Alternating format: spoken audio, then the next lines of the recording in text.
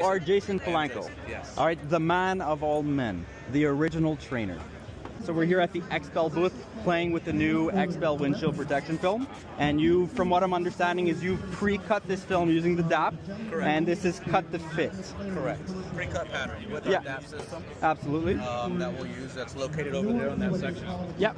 And it's basically just going to be, we're going to scrub, we're going to squeeze it, we're going to clean, and then we're going to apply our ceramic boost to allow the film so that it doesn't stick. Okay. And then we're going to go about spraying our water, putting our pattern on, and then doing a cross type of a squeegee. Okay. And then from the center out, we're going to kind of come back up to the corners just as you did a little bit. What's the recommended soap to use? J&J, Film On, or whatever you feel comfortable? Yeah, it's going to be Johnson. Perfect. And we do have a specific solution that we use as far as measurement-wise. Yeah. We would definitely, give that all the information out so you guys can have. That's absolutely perfect. So it's ready if you want to give it another try. Well, I'm actually going to watch you do it this time and get that full video as it goes, right? Like I said, originally we would start going across the center and up and down. Yeah. I did my center out this way.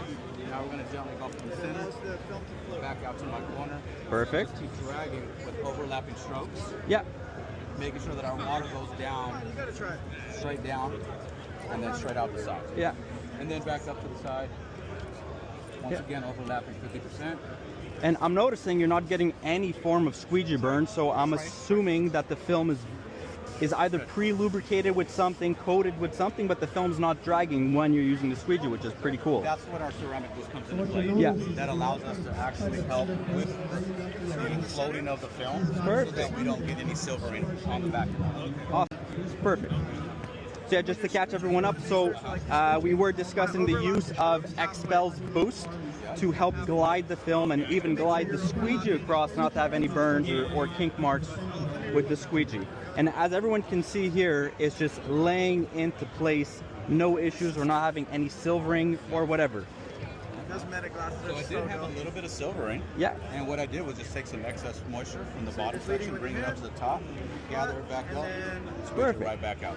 So if you have experience with PPF, this should be within your wheelhouse. Correct. Absolutely cool. And as you see, we pulled this up already about 4 or 5 times. Yep. Still no silvering. Yep. Now we've seen videos online of people using like the hardcore Blue Max squeegee. We're not doing that in this case. Correct. Are we supposed to? You're going to want to go with something with a different barometer, something a little bit softer. So like either the pink or the orange fusion. Yeah. We recommend.